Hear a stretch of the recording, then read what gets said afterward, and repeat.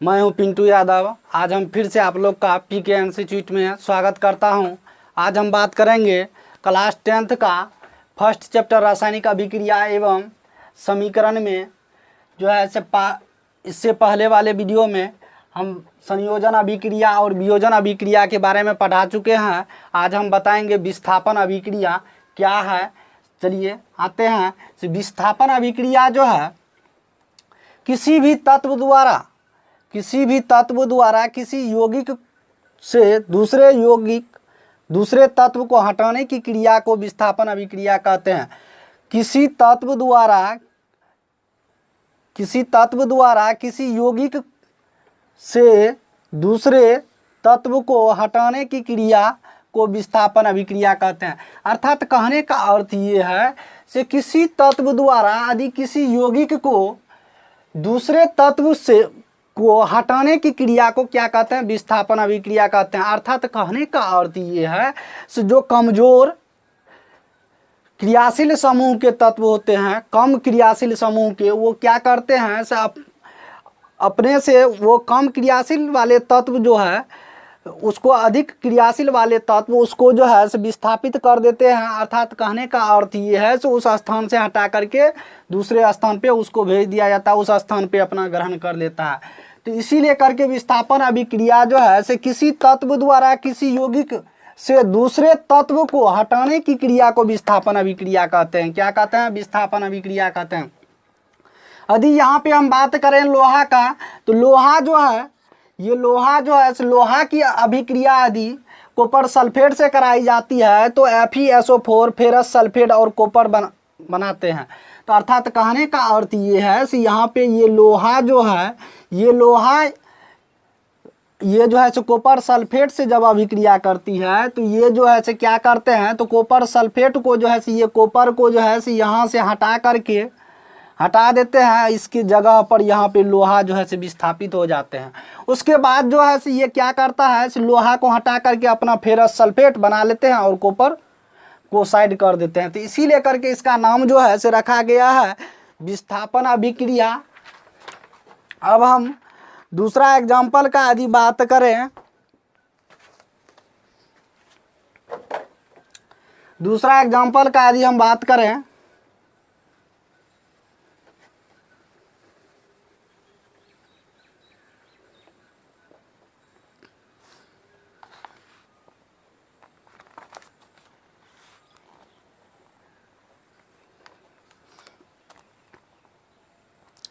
यदि यहाँ पे Zn की अभिक्रिया जिंक की अभिक्रिया कॉपर सल्फेट से कराई जाती है तो यह जो है ZnSO4 अर्थात जिंक सल्फेट प्लस कॉपर, अर्थात कहने का अर्थ ये है कि ये जो है जिंक जो है Zn जो है ये कॉपर से अधिक क्रियाशील होने के कारण ये कॉपर को यहाँ से हटा करके ये अपना स्थान यहाँ पे ग्रहण कर लेता है और यह जो है जिंक सल्फेट बना लेते हैं। उसके बाद कॉपर, उसके बाद यदि हम बात करें द्विविस्थापन अभिक्रिया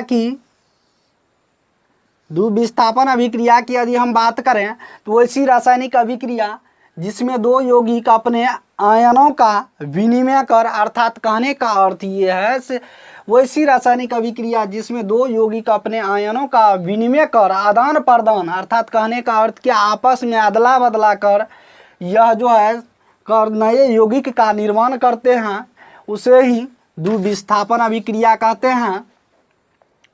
यदि इसके एग्जाम्पल का बात करें हम तो ये जो है Fe फेरस सल्फाइड, उसके बाद जो है ये लोहा जो है क्या करते हैं, ये H2 को हटा करके, चूँकि लोहा जो है हाइड्रोजन से अधिक क्रियाशील होने के कारण ये लोहा जो है हाइड्रोजन को हटा करके अपना स्थान ग्रहण कर लेते हैं, FeSO4 बना लेते हैं, फिर सल्फेट बना लेते हैं, उसके बाद जो है हाइड्रोजन सल्फाइड बन जाते हैं।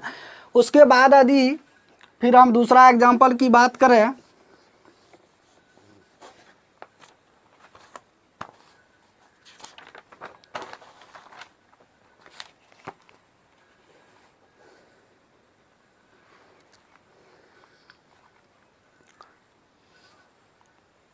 जी, कॉपर सल्फेट की अभिक्रिया हाइड्रोजन सल्फाइड से कराई जाती है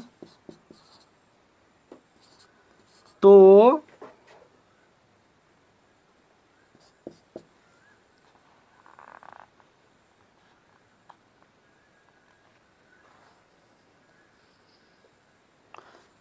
कॉपर सल्फेट और H2SO4 बना लेती है। यहाँ पे यदि बात करें कॉपर सल्फेट की अभिक्रिया यदि H2SO4 हाइड्रोजन सल्फाइड से कराई जाती है तो कॉपर सल्फाइड बना लेते हैं और यहाँ पे हाइड्रोजन सल्फेट बना लेते हैं। हाइड्रोजन सल्फेट बना लेते हैं।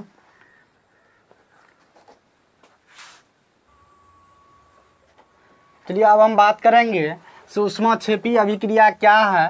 तो चलिए सबसे पहले देख लेते हैं सूक्ष्मक्षेपी अभिक्रिया की परिभाषा की बात करें तो ऊष्माक्षेपी अभिक्रिया जो है वैसी रासायनिक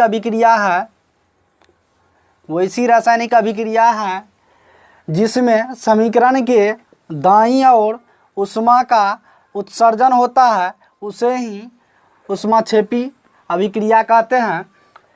फिर से हम दोबारा रिपीट कर रहे हैं, वैसी रासायनिक अभिक्रिया जिसमें समीकरण के दाईं ओर ऊष्मा का उत्सर्जन होता है उसे ही ऊष्माक्षेपी अभिक्रिया कहते हैं। यदि यहाँ पे हम इसका एग्जाम्पल की बात करें तो कार्बन की अभिक्रिया जब ऑक्सीजन से कराई जाती है तो कार्बन डाइऑक्साइड गैस बनाती है और उस ऊष्मा का उत्सर्जन होता है यहाँ पे। तो ऊष्मा का यदि उत्सर्जन होता है तो यहाँ कहने का अर्थ ये है से कार्बन जो है से यदि ऑक्सीजन से अभिक्रिया किया तो ये जो है से कार्बन डाइऑक्साइड गैस बना तो स्वतः है गर्म होगा तो ऊष्मा होगा। तो इसीलिए करके यह जो है से ऊष्मा का उत्सर्जन करते हैं, इसीलिए करके इसको ऊष्माक्षेपी अभिक्रिया कहते हैं। अब फिर हम बात करें यदि ऊष्माशोषी अभिक्रिया का तो वैसी रासायनिक अभिक्रिया जिसमें समीकरण की बाईं ओर ऊष्मा का अवशोषण होता है उसे ही ऊष्माक्षेपी अभिक्रिया कहते हैं। फिर से हम इसको दोबारा रिपीट कर रहे हैं, तो वैसी रासायनिक अभिक्रिया जिसमें समीकरण की बाईं ओर ऊष्मा का अवशोषण होता है उसे ही ऊष्माशोषी अभिक्रिया कहते हैं। यदि यहाँ पे बात करें एग्जाम्पल का NO2 नाइट्रोजन और ऑक्सीजन से अभिक्रिया कराई जाती है तो यहाँ पे जो है ऊष्मा का अवशोषण हो रहा है और NO2 नाइट्रोजन ऑक्साइड गैस बनाती है। कहने का अर्थ ये है से ये ऊष्माक्षेपी और ऊष्माशोषी का अर्थ ये हुआ से ऊष्माक्षेपी मतलब जो है से वैसी रासायनिक अभिक्रिया जिसमें समीकरण के दाईं ओर ऊष्मा का उत्सर्जन होता है उसे ही क्या कहते हैं, ऊष्माक्षेपी अभिक्रिया कहते हैं। ऊष्माशोषी अभिक्रिया में वैसा रासायनिक अभिक्रिया जिसमें समीकरण की बाईं ओर ऊष्मा का अवशोषण होता है उसे ही क्या कहते हैं, उसे ही ऊष्माशोषी अभिक्रिया कहते हैं। यदि आज हम यहीं तक, उसके बाद यदि आप इस चैनल में नए हैं तो कृपया लाइक सब्सक्राइब एवं दोस्तों के पास शेयर ज़रूर करें और मेरे व्हाट्सअप नंबर कॉन्टैक्ट नंबर से जुड़ने के लिए ताकि लाइव क्लास आप देख सकें उसके लिए जो है 84 050 96 990 पर संपर्क करें। धन्यवाद।